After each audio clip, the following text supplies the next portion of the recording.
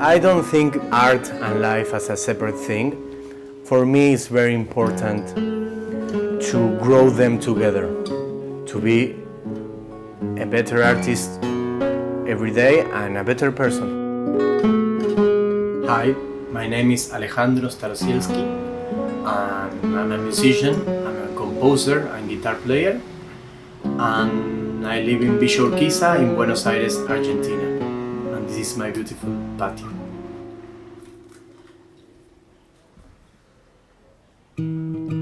To be patient and to be humble, it has all to do with the art I make, because composing is a very frustrating activity, it's a very lonely activity, and the artistic environment can be a very egotistic environment. For example, in the last tour I got really nervous playing in very fancy places and like embassies and concerts and stuff full with people, and I knew the only way I was going to get through that experience and make something valuable was going to be very humble and to understand the path and to share with people, not putting myself in a position where I am the artist and you came all to see me, because that is a story. Everything is a story, so we better believe the story which suits better for the situation.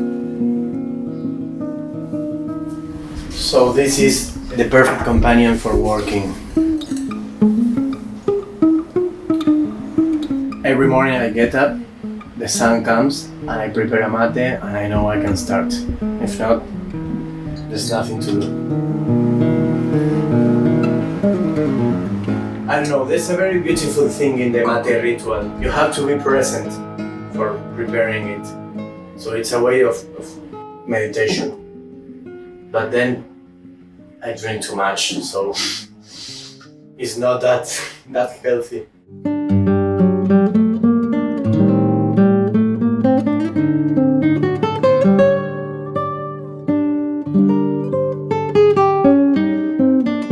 The whole prestige, it just separates people. We need to change that kind of mentality. And actually there's a very nice thing in Argentina. You go to some provinces and everyone can play the guitar and they all play amazing and everyone can sing. Some of them decide to practice like professionally, but everyone is a musician over there. What really separates a professional artist, I think, is that you are willing to go all the way with something, and no matter how hard it gets and how frustrating it gets, you know you have to finish it and you know you want that for your life. So I really like Carlos Castaneda and his books, and he's always talking about the warrior path. Like, no matter what, you're gonna keep going. And I think that's a very important skill to have when you make art. That's the inner flame, the inner fire. Because no one is asking you to do this. No one is going to give you a prize for this. So it's an urgent inner need. People tend to relate art to inspiration, and that's it. And it's nothing like that. It's hard work and hard work and hard work. And you never know when it's going to come the inspiration. So you have to work. I tend to worry a lot because I am a very neurotic person. So my resource to fight that is to work the shit out of me. If I have to compose for a film and I am not getting the images and everything is delaying, I start to get a little bit anxious. So either I go crazy or either I start composing a lot and create lots of material, which I'm not going to use, but you never know. I feel better when I start working. So it's like therapy in a way. Plants are all about patience, and plants are all about conditions. You give them space and they grow.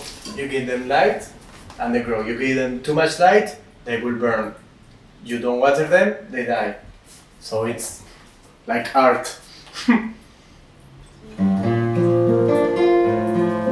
I like to think at things in many possible ways, not just with one angle. And I think that's creativity. To consider different angles, of different visions. Not only situations. I think we tend to see people like one thing and we make our judgment and that's it. But maybe we can be a little bit more empathic and to try to understand the bigger context and how that person is feeling. That's why I was relating being a good artist within a good person. Because if you can be patient with a piece of music, you maybe can be patient with a person. Something like that.